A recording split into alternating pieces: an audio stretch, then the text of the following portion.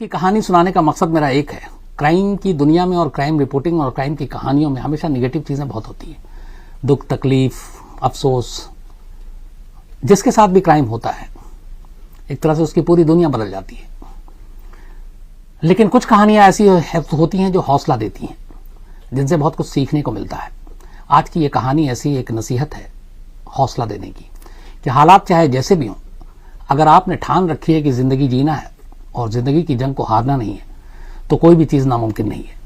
ये कहानी अपने आप में एक मिसाल है कि एक लड़की जिसके सामने एक वक्त ऐसा आया कि अब लगा दुनिया खत्म है, उसके सपने मर चुके हैं और अब शायद वो सिर्फ दूसरों के सहारे के ऊपर जिंदा रहेगी। उसने हिम्मत नहीं हारी और उसने कहा कि वो जी कर दिखाएगी, और न सिर्फ जी कर दिखाएगी बल्कि ये बताएगी दुनिया को कि जिंदगी जी कैसे जाती है। आप में से बहुत सारे लोगों ने नाम सुना होगा, प्राउड फील करना चाहिए हमें। अरुणिमा सिन्हा, उत्तर प्रदेश की एक लड़की, एक निहायत होनहार अच्छी स्पोर्ट्स पर्सन, नेशनल लेवल पे बास्केटबॉल खेलने वाली, एक बेहतरीन पर्वतारोही आगे चलकर, जिसने इस दुनिया की सबसे ऊंची चोटी को छुआ। हिमालय की बात कर रहा हूं मैं। अरुणिमा सिन्हा, उत्तर प्रदेश में एक जगह है अंबेडकर नगर, जहां पे अरुणिमा की पैदाइश हुई, जन्म हुआ एक आम परिवार में। पिता सेना में थे, लांस नायक थे, पढ़ाई लिखाई में तेज थी। पढ़ाई लिखाई उसने अपने उसी इलाके से शुरू की। बचपन से ही शौक था खेल का, तो पहले फुटबॉल खेला, फिर बास्केटबॉल खेला। बास्केटबॉल में स्टेट को रिप्रेजेंट किया, इंडिया को रिप्रेजेंट किया, नेशनल लेवल पे खेला। लेकिन एक सपना था ऊंची ऊंची पहाड़ियों की चोटी पर पहुंचना और उनकी उन ऊंचाइयों को मात देना।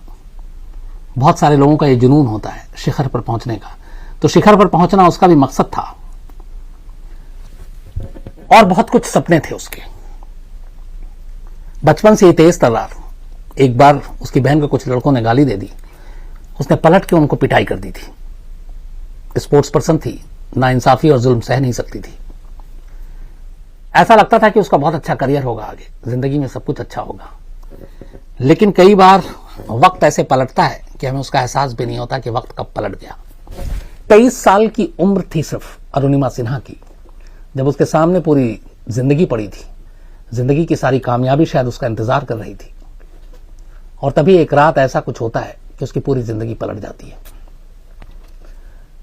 कॉलेज से पढ़ाई के बाद अरुणिमा ने सीआरपीएफ में नौकरी के लिए अप्लाई किया था, और उसका एक टेस्ट था। टेस्ट देहरादून में था।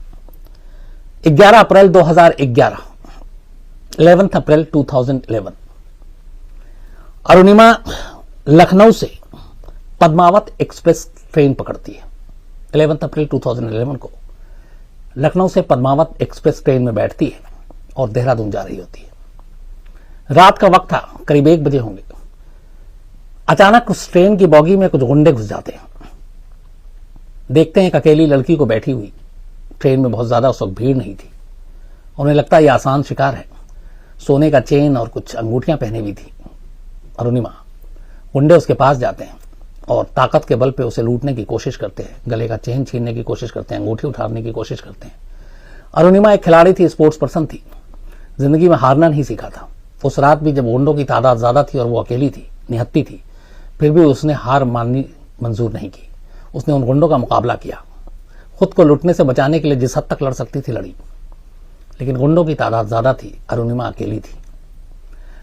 आखिर में गुस्से में गुंडे की एक लड़की किस तरह से उसका मुकाबला कर रही है, कैसे वो उनके लूटने के मकसद के बीच में आ रही है, उनको गुस्सा आ जाता है। वो उसको जबरन उठाते हैं और चलती ट्रेन से अरुणिमा सिन्हा को रात के अंधेरे में, करीब 1 बजे का वक्त था, चलती ट्रेन से बाहर फेंक देते हैं। सोचिए, चलती ट्रेन की रफ्तार 60, 70, 80 किलोमीटर, और ट्रैक पे क्या होता है, लोहे की पटरी होती है, पत्थर होते हैं। तेज रफ्तार ट्रेन से रात के अंधेरे में अरुणिमा को फेंक कर वो गुंडे वहां से निकल गए। यह वाकया है बरेली के आसपास का, बरेली से कुछ दूर का। जब वो ट्रेन से नीचे गिरी, पटरी पे गिरी, एक पैर कटकर अलग हो गया, दूसरा पैर बुरी तरह से लहूलुहान, स्पाइनल कॉर्ड की 2 हड्डियां टूट गईं। पटरी के किनारे किसी तरह घिसटते हुए पहुंचती है, चूंकि ट्रेन के आने जाने का सिलसिला था वो। लेकिन अपने आप को जब वो गिरी तो चोट जब लगी तो उसने अपना होश खोया थोड़ी देर के लिए, और उसी दौरान में एक पैर उसका पटरी पर था। एक ट्रेन ने उस पैर को काटते हुए निकल गई। पैर का एक हिस्सा दूसरी तरफ था। आधे पैर कटे हुए के साथ लहूलुहान अरुणिमा दूसरी तरफ थी। जान और हिम्मत इतनी नहीं थी कि वो उठ सके, रेंग सके, चल सके। फिर भी उसने उस हालात में भी जितनी मदद की अपील, गुजारिश चीख सकती थी कि कोई मेरी मदद करो, कोई मुझे बचाओ, रात के अंधेरे में वो चीखती रही, रोती रही। लेकिन आसपास में सन्नाटा था, ना कोई बस्ती थी, ना कोई बस्ती वाले थे। रात का अंधेरा था। करीब 7 घंटे तक वो यूं ही पटरी के किनारे पड़ी रही। बट उसे इतना होश था कि हर आती जाती ट्रेन की गिनती गिन रही थी वो। इन 7 घंटों में अरुणिमा के पास से उस पटरी से कुल 49 ट्रेनें गुजरी। 49। जब भी ट्रेन गुजरती वो पटरी किनारे उन ट्रेन में बैठे हुए मुसाफिरों को भी आवाज देती। लेकिन अंधेरे में मुसाफिर पटरी किनारे पड़ी एक लड़की को देख नहीं पा रहे थे। शायद किसी ने देखा भी हो तो ट्रेन की रफ्तार ऐसी थी कि वो वहां से गुजर गए, ट्रेन रुक नहीं पाई। लहूलुहान अरुणिमा उसी पटरी पर पड़ी रही, पटरी किनारे। खून रिसता रहा। बायां पैर आधा कटकर पटरी के बीच में पड़ा था। बीच बीच में जब ट्रेन नहीं गुजरती तो वो देख रही होती जो उसका आधा पैर कट के पटरी के बीच में पड़ा था। उस पटरी के बीच में कुछ चूहे आ रहे थे और उस कटे हुए पैर को कुतर रहे थे, और वो अपने ही पैर को कुतरते हुए चूहों के जरिए अपनी आंखों से देख रही थी।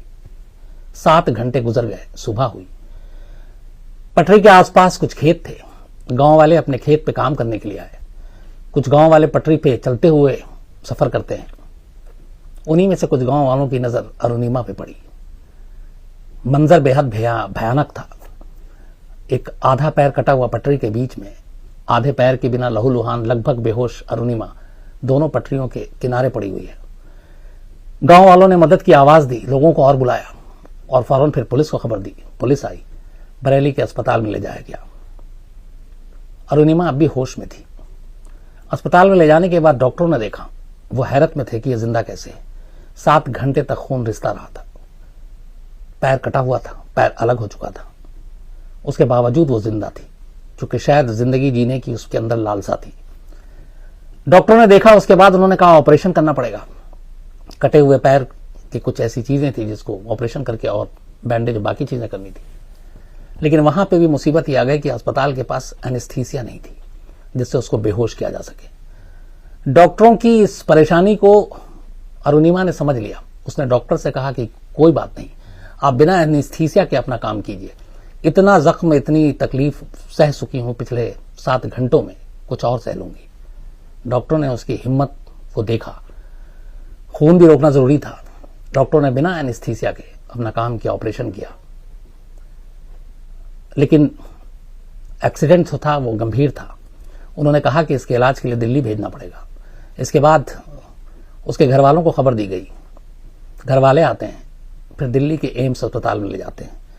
एम्स में जाने के बाद नए सिरे से इलाज शुरू होता है। बायां पैर कट चुका था, दाहिना पैर भी जख्मी था, उसमें 2 लोहे के रॉड डाले गए। स्पाइनल कॉर्ड 2 जगह से इंजर्ड था, फ्रैक्चर था, उसका इलाज चला। अब अरुणिमा की जिंदगी एम्स के एक वार्ड में थी। वक्त बीतता गया। 4 महीने तक वो एम्स के अस्पताल में रही। डॉक्टर भी हैरान थे कि वो जिंदा कैसे है। लेकिन इन 4 महीनों ने अरुणिमा की जिंदगी और उसकी सोच बदल दी। उसी एम्स के एक वार्ड में लेटे लेटे उसने तय किया कि वो जिएगी, और न सिर्फ जिएगी बल्कि दुनिया को दिखाएगी कि एक अपाहिज भी उसी तरीके से जी सकता है जैसे एक पूरा संपूर्ण इंसान जी सकता है। उसकी सोच ये थी कि इंसान हाथ पैर शरीर से विकलांग नहीं होता, बल्कि मानसिक रूप से ही विकलांग हो सकता है। अगर उसने अपनी सोच बंद कर दी तो फिर वो विकलांग है। उसने कहा कि मुझे मालूम है मेरा एक पैर नहीं है, लेकिन फिर भी मैं हार नहीं मानूंगी। 4 महीने में वो फैसला कर चुकी होती है, और पहला फैसला यह था कि इस अस्पताल से निकलने के बाद वो पर्वतारोही का कोर्स करेगी। और जो पहली भारतीय महिला थी जिन्होंने एवरेस्ट को छुआ था, जीता था, उनके बारे में सब कुछ पता किया। और उसने तय किया कि अस्पताल से निकलने के बाद वो सीधे वहीं जाएगी। 4 महीने बाद अरुणिमा को अस्पताल से छुट्टी मिली। उसने सीधे उस पहले भारतीय महिला पर्वतारोही का पता ढूंढा, उनके पास गई, बोला मुझे ट्रेनिंग चाहिए। पर्वतारोही का क्लास उसने पहले भी किया था। उसके बाद उसने सख्त ट्रेनिंग ली। ट्रेनिंग लेने के बाद उसने कहा कि अब वो दुनिया की सारी ऊंची चोटियों पे जाएगी और उन्हें जीतेगी। इसके बाद 7 समिट्स, जो दुनिया की सबसे 7 ऊंची चोटियां हैं पहाड़ों की, अरुणिमा ने उनको चुना कि वो वहां जाएगी और उन चोटियों को फतेह करेगी। उसने माउंट अकांगुआ साउथ अमेरिका में 22,837 फीट ऊंचाई पर उसको छुआ जाकर। फिर वापस जाती है कॉस्टन पिरामिड इंडोनेशिया में 16,024,000 फीट पर, माउंट विंसन अंटार्कटिका 16,050 फीट पर, किलिमंजारो अफ्रीका 19,340 फीट पर, कोजियास्को ऑस्ट्रेलिया 7,310 फीट पर, और आखिर में उसका बस एक ही सपना था, और वो सपना था दुनिया की सबसे ऊंची चोटी एवरेस्ट को छूना। 2016 में अरुणिमा का यह सपना भी पूरा हुआ, लेकिन यह सपना यूं ही पूरा नहीं हुआ। उसके 2 पैर में से एक पैर कट चुका था, एक कृत्रिम यानी कि नकली पैर लगाया गया, प्रोस्थेटिक जो इस पैर को कहते हैं,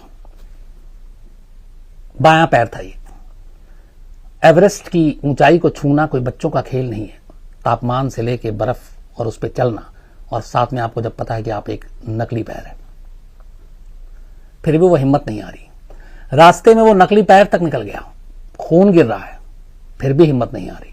उसने कहा वो पीछे नहीं लौटेगी, और उसी हालत में, उसी जख्मी हालत में वो लास्ट में एवरेस्ट पे पहुंचती है, एवरेस्ट पे की चोटी को छूती है, तिरंगा फहराती है, वापस आती है, और हिंदुस्तान की पहली ऐसी महिला बनती है जो कि विकलांग है, जिसने एवरेस्ट को छुआ। वो इंडिया की देश की पहली महिला है जिसका एक पैर नहीं, जो विकलांग है, उसके बावजूद उसने एवरेस्ट की चोटी को छुआ। ये थी कहानी अरुणिमा की। इस कहानी को सुनने के बाद मुझे लगता है कि इंसान की जिंदगी में कितनी भी तकलीफ हो, कितनी भी परेशानियां हो, कैसे भी हालात हो, कैसी भी बीमारी हो, रोजगार हो, भूखमरी हो, अगर जज्बा है जीने का, कुछ करने का, तो मुझे लगता है ये सारी चीजें छोटी हो जाती हैं। आदमी अगर एक बार ठान ले कि उसे क्या हासिल करना है, क्या पाना है, तो मुझे लगता है कि दुनिया में कोई भी चीज नामुमकिन नहीं है। ये मैं डायलॉग नहीं बोल रहा हूं, ये इसलिए बोल रहा हूं कि हमारे आसपास ही इस दुनिया में, हमारे देश में ऐसे बहुत सारे लोग हैं जिन्होंने ये करके दिखाया। तो अगर हमारे जैसे दूसरे इंसान ये कर सकते हैं तो हम लोग क्यों नहीं कर सकते? बिल्कुल कर सकते हैं। लेकिन बात वही है कि हम कितनी ईमानदारी से अपने उस जज्बे को, अपने उस सपने को पूरा करने की कोशिश करते हैं, कितनी ईमानदारी से। तो ये थी कहानी अरुणिमा की। अरुणिमा एक खेल संस्थान यूपी में बनाना चाहती है, और एक और खास बात यह है कि बहुत सारे अनाथ और विकलांग बच्चों को गोद लिया है और उनकी मदद कर रही है। जो खेल संस्थान बनाना है उसके लिए काफी पैसे चाहिए, कोशिश कर रही है। ये उन्नाव के बेथर गांव में शहीद चंद्रशेखर आजाद खेल एकेडमी, तो इसको इस्टेब्लिश करने में अरुणिमा इस वक्त मदद कर रही हैं। नेशनल गेम्स पैरा में वो 100 मीटर की दौड़ में गोल्ड मेडल जीत चुके हैं। तो इतनी टैलेंटेड, इतनी बड़ी हादसा, इतना बड़ा हादसा हुआ, वो चाहती तो शायद एक बेसहारा और दूसरे के ऊपर डिपेंडेंट अपनी जिंदगी गुजार सकती थी, लेकिन नहीं, अपने शर्तों पे, अपने तरीके से जिंदगी जीने का फैसला किया, और न सिर्फ फैसला किया बल्कि वो कर दिखाया जिससे हम सबको सबक लेनी चाहिए। तो ये कहानी इसीलिए सुनाई ताकि कुछ प्रेरणादायक कहानी भी आप लोगों तक जरूर आनी चाहिए। और ये भी है कि मैं कभी मिला नहीं हूं अरुणिमा सिन्हा से, लेकिन कोशिश करूंगा कि एक बार जरूर मुलाकात करूं, और आप में से भी अगर कोई मिले या मदद करना चाहे उनकी, तो जरूर कीजिएगा, क्योंकि ऐसे लोगों को हमेशा हौसलों की, और ऐसे लोगों को हमेशा आगे बढ़ने के लिए उनको मदद देने का काम सबसे नेक काम होता है।